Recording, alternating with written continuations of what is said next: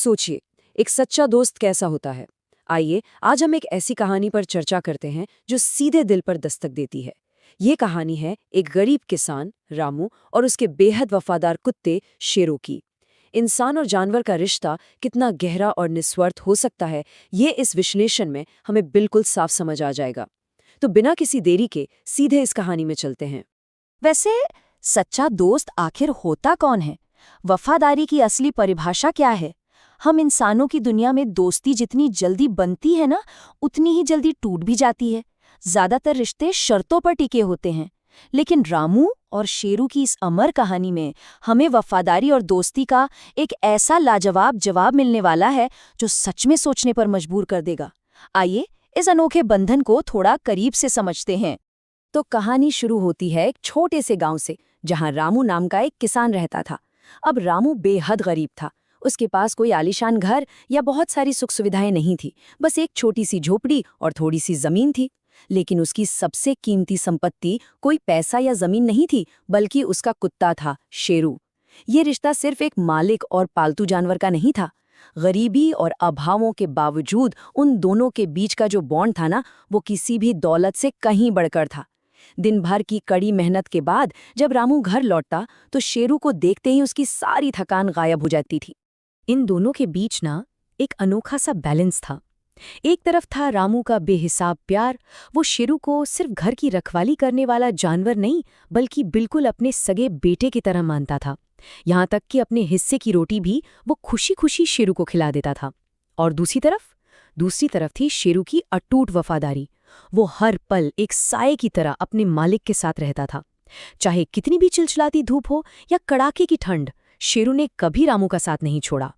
उनका रोजाना का रूटीन कुछ ऐसा था कि हर सुबह जैसे ही सूरज निकलता और रामू खेतों के लिए घर से बाहर कदम रखता, शेरू बड़ी फुर्ती से उसके ठीक पीछे पीछे दौड़ पड़ता।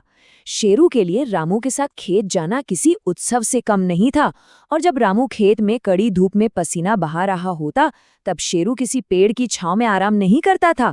इसके बजाय वो पूरे खेत के चारों ओर घूम घूम कर पूरी मुस्तैदी से रखवाली करता था। एक ऐसी जिम्मेदारी जो उसने खुद अपने ऊपर ली थी, और वो भी बिना किसी शिकायत के। और शेरू की इस समझदारी का असर सिर्फ रामू के घर तक सीमित नहीं था। आसपास के लोग और पड़ोसी अक्सर ये कहते सुने जाते थे कि इतना समझदार कुत्ता हमने पहले कभी नहीं देखा। गांव वाले उसकी स्फूर्ति और चौकन्नेपन को अच्छी तरह पहचान चुके थे। उन्हें पता था कि शेरू रामू के एक इशारे को समझ जाता था। और गांव वालों की यही बात, उनका ये विश्वास आगे आने वाली एक भयानक रात में बिल्कुल सच साबित होने वाला था। हर कहानी में एक टर्निंग पॉइंट होता है ना।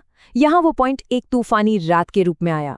बहुत तेज बारिश और कड़कड़ाती बिजली की वो एक खौफनाक रात थी।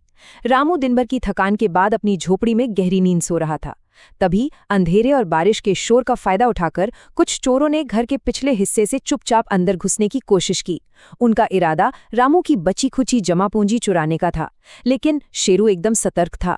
इतनी तेज बारिश के शोर के बीच भी उसके तेज कानों ने अनजान कदमों की आहट सुन ली, और उसने तुरंत जोर जोर से भौंकना शुरू कर दिया। अब यहाँ सिचुएशन काफी तनावपूर्ण हो गई। गहरी नींद से अचानक उठने पर शुरू में तो रामू को बिल्कुल समझ नहीं आया कि आखिर माजरा क्या है। आधी रात को इतनी तेज बारिश में शेरू इतना बेचैन क्यों हो रहा है? क्या रामू वक्त रहते इस खतरे को भांप पाएगा? लेकिन शेरू ने हार नहीं मानी। जब उसने देखा कि रामू अभी भी उलझन में है, तो वो लगातार दरवाजे की तरफ झपटता रहा और अपनी पूरी ताकत से भौंकता रहा, मानो चीख चीख कर बता रहा हो कि खतरा बिल्कुल दरवाजे पर खड़ा है और अब जागने का वक्त आ गया है। शेरू की ऐसी बेचैनी देखकर जैसे ही रामू ने दरवाजा खोला, चीजें बहुत तेजी से बदली। बाहर देखते ही रामू के होश उड़ गए। उसने देखा कि कुछ अनजान साये घबरा कर भागने की कोशिश कर रहे हैं, और इसी पल शेरू की बहादुरी का सबसे बड़ा सबूत मिला। वो बिना अपनी जान की परवाह किए निडर होकर अंधेरे में आगे लपका और भागते हुए एक चोर की धोती अपने मजबूत दांतों से पकड़ ली। चोर ने खुद को छुड़ाने की बहुत कोशिश की, पर शेरू की पकड़ बिल्कुल लोहे जैसी थी। इस भारी शोर शराबे को सुनकर आस पड़ोस के गांव वाले भी लालटेन लेकर दौड़ पड़े। कुछ ही पलों में चोरों को चारों तरफ से घेर लिया गया और उन्हें रंगे हाथों पकड़ लिया गया। उस खौफनाक रात के बाद सब कुछ बदल गया। अगली सुबह सूरज निकलते ही पूरे गांव में सिर्फ और सिर्फ एक ही चर्चा थी। शेरू अब गांव के लिए कोई आम कुत्ता नहीं रह गया था। चौपालों पर, खेतों में, हर नुक्कड़ पर बस शेरू की बहादुरी के किस्से गूंज रहे थे। हर कोई यही बात कर रहा था कि कैसे एक बेजुबान जानवर की सूझबूझ और निडरता ने रामू के घर को लुटने से बचा लिया। जो लोग कल तक उसकी समझदारी की तारीफ करते थे, वो अब उसे पूरे सम्मान के साथ देखने लगे। शेरू अब असल में पूरे गांव का हीरो बन चुका था। इस पूरी कहानी का सबसे भावुक हिस्सा तब आया जब भीड़ के छटने के बाद रामू ने अपने इस सच्चे रक्षक को देखा। उसने पास जाकर शेरू को प्यार से कस कर गले लगा लिया। रामू की आंखों में कृतज्ञता के आंसू थे। उसने रुआंस से गले से कहा, तू सिर्फ मेरा कुत्ता नहीं, मेरा सबसे सच्चा दोस्त है। और इसके जवाब में शेरू अपनी पूंछ हिलाने लगा और रामू का चेहरा चाटने लगा, बिल्कुल ऐसे जैसे वो अपने मालिक के कहे गए एक एक शब्द को बहुत अच्छी तरह समझ रहा हो। उनका ये रिश्ता सच में शब्दों का मोहताज नहीं था। तो इस सारी घटना से हमें असल में सीख क्या मिलती है? साफ बात है, सच्चा दोस्त वही होता है जो मुश्किल वक्त में एक ढाल बनकर हमेशा साथ खड़ा रहे। शेरू ने सिर्फ दिन के उजालों में या अच्छे वक्त में रामू का साथ नहीं दिया।